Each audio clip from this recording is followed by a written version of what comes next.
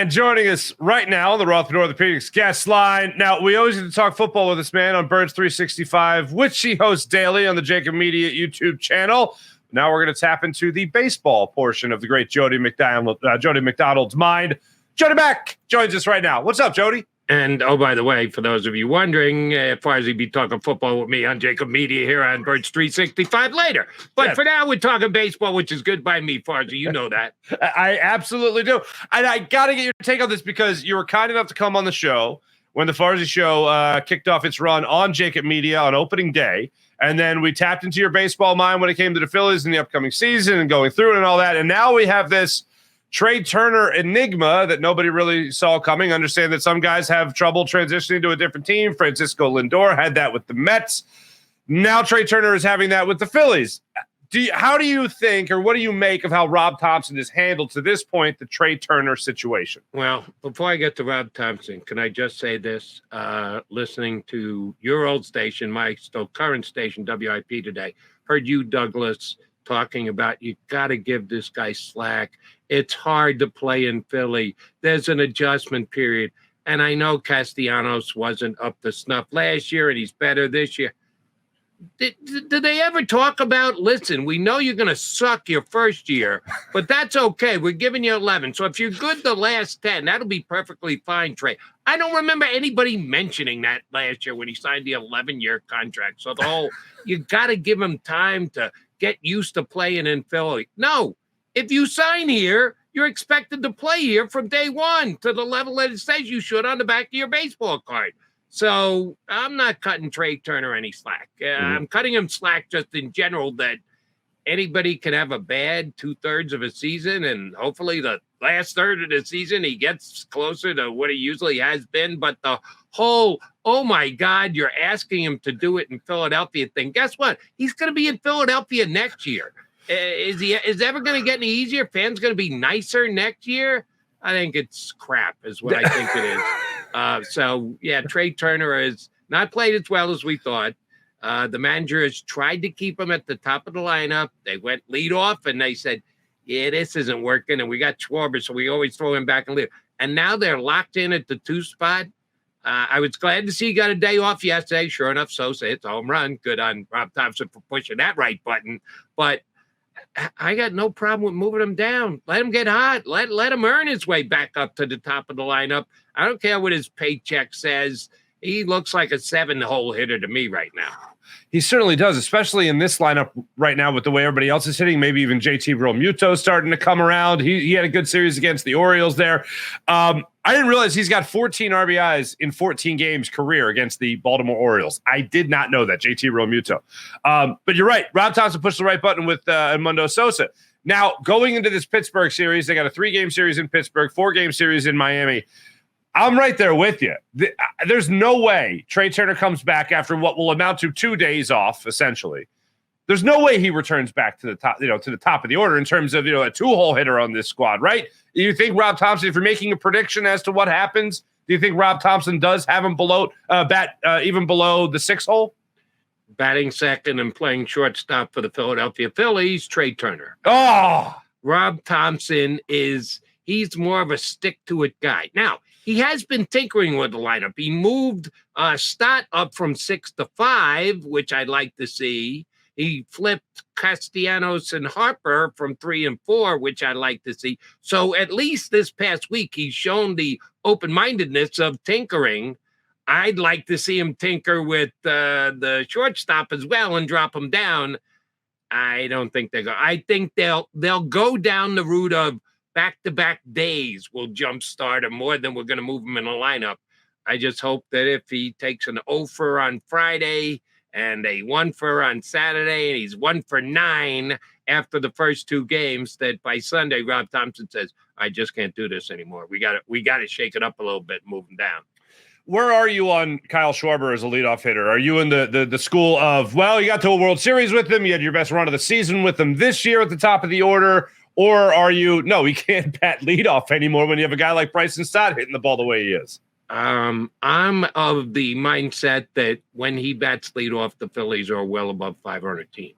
When he doesn't bat leadoff, someone else bats leadoff, the Phillies are a below 500 team. And it's like 30 games over as compared to 4 or 5 games under. Now, much smaller size on the sample size on the ones that Turner's either been, Schwarber's been batting somewhere else in the lineup.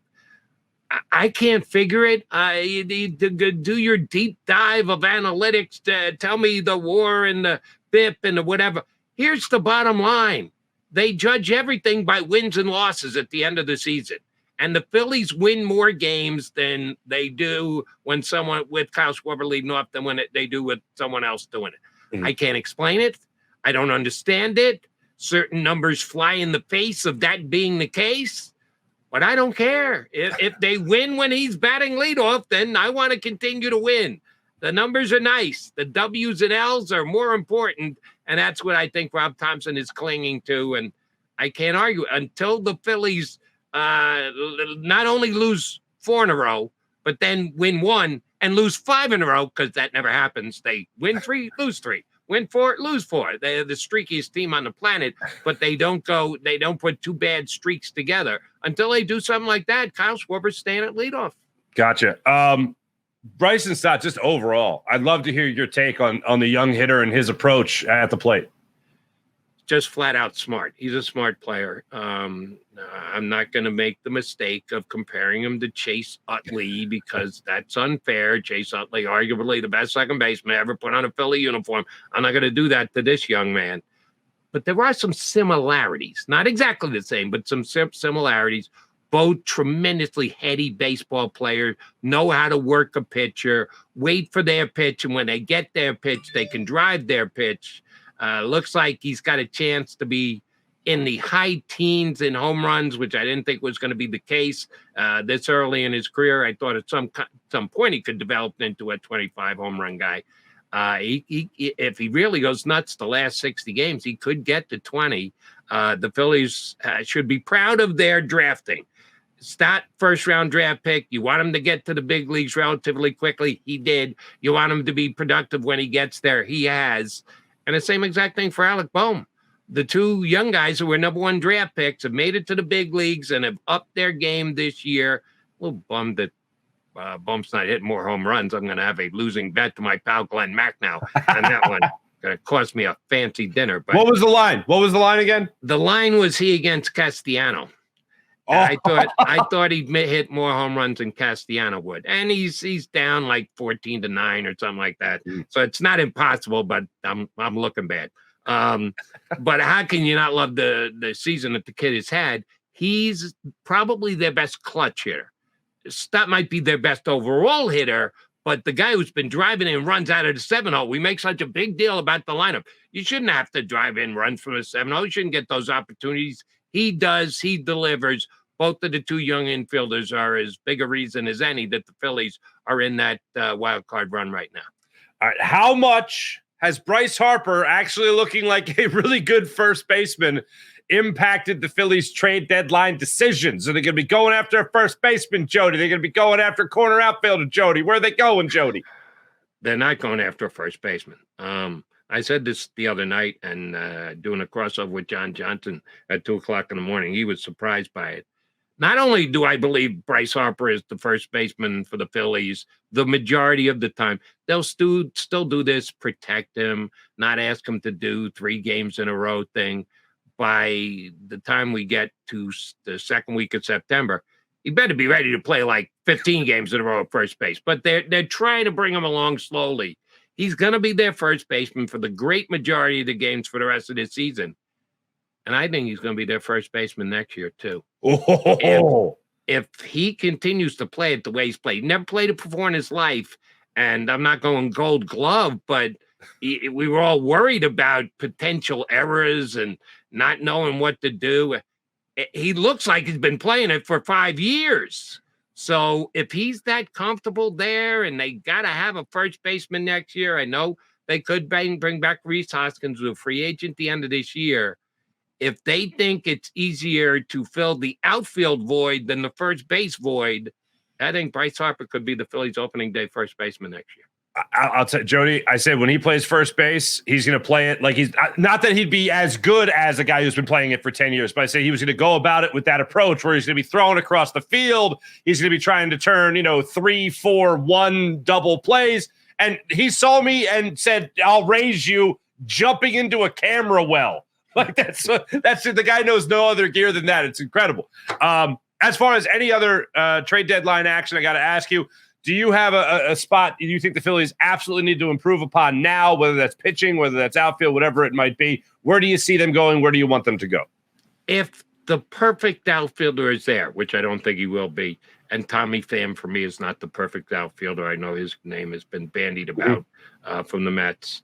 Then, yeah, I'd be willing to go there if the price is right and he fits in with this Phillies lineup and culture. Okay, fine. No, I'd still rather have a pitcher than a player. And maybe I'm reading too much into the stud young prospect that they have in center field. I know it's been all of 2.5 weeks, and he's played now more than a handful of games, but not even a dozen games yet.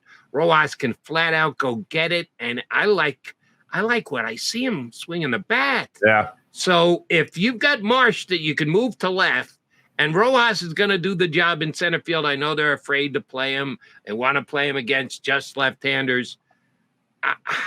I'll take my chances with their options in the outfield right now. Give me, and again, I'm looking for the perfect guy. I'm greedy. What can I tell you? The guy who can swing back and forth between starting and relieving. I know you've been around long enough to remember Kyle Kendrick. Oh, sure. Kendrick was a reliever, and he would always get somebody's got a stomach bug, can't pitch today. Boom, Kyle Kendrick go out and give you 5 solid plus innings. And then they actually made him a full-time starter because he was so good with the fill-in stuff. He wasn't near as good when they made him a full-time starter as when he was a half starter, half reliever. I'm looking for that guy who, just in case somebody breaks down, got to miss a start, skip a start, maybe give a guy, because he throws back-to-back 8-inning games, you want to give him an extra day in the middle and push it to a 6-man rotation. You slide that guy in and give him that start.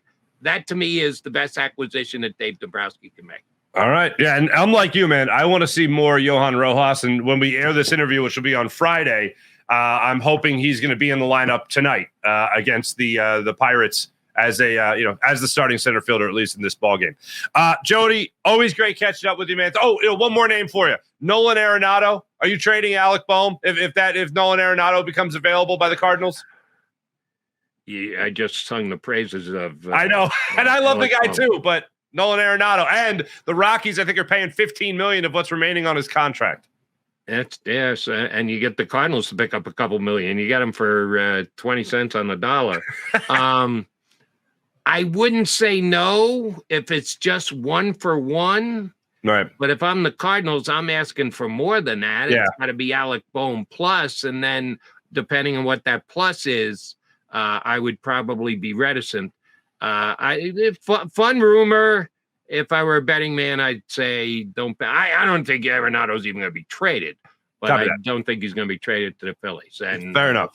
The whole Ohtani thing has gone by the board now too. So everybody's trying to get the best last guy. Good luck with that. Those guys don't shake free as often as everybody thinks. The great Jody McDonald, everybody. Make sure you're following everything Jody McDonald on all his social media platforms, including X. Or Twitter. And by the time we hear this, X marks the spot.